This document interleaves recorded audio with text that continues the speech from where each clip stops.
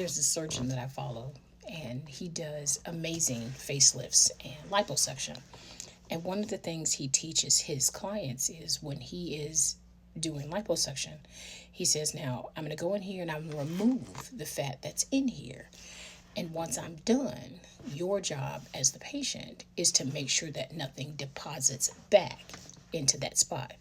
Meaning you exercise, you have to get massages, you have to be careful of how you eat, you have to stay away from certain foods because, again, fat deposits where there are empty spaces. And so I thought about that with life. Anytime we decide to make changes in our life, we decide that this doesn't work for us. And then we begin to remove it little by little. And sometimes we forget that if you don't replace it, something comes in the wake of it to replace it for you. I.e., if you decide that I'm losing weight and I'm going to go and I'm going to exercise, but if you lose the weight and stop doing the thing that helped you lose the weight comes back on. We all know that.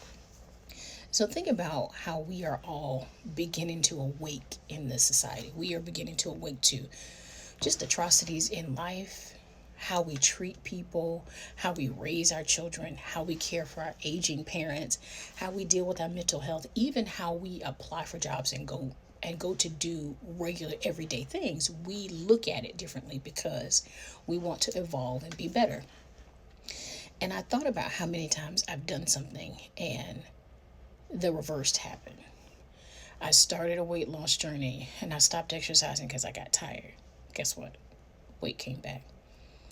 I stopped being that friend, the one that you could just call at any time and use as much as you can because I put in boundaries. But I let my boundaries slack. Guess what happened? Same thing.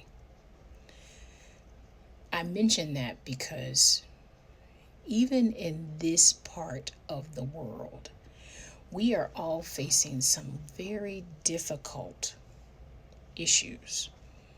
And in facing the difficult issues, what we have not found is our replacement for those difficult issues.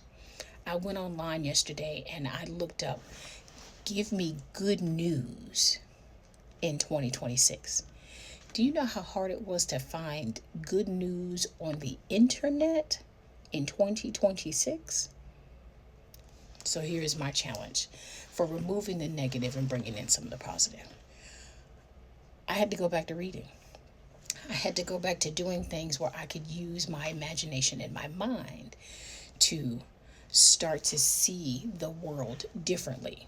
Because a lot of us are inundated with everything scrolling, everything negative, every kind of issue, because we have not curated a space where positivity, gladness, and joy can hang out. So I challenge you, when you are liposuction and all of the foolishness out, what are you replacing it with? For me, that means deciding what I'm going to put in front of me. Books. Some people color. I didn't know that was a thing. Some people talk to themselves. Some people walk. Some people sit outside in the sun. Some people just learn how to be quiet. Do you know how rare it is to sit in a space and just be quiet? I think it's about time we learned how to not have as many things distracting us from the good that is in the world. There is good. And now that we're awakening to what that looks like, I think we have to share it with everyone.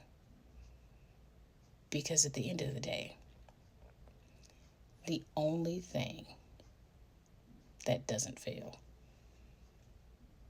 besides God, is joy.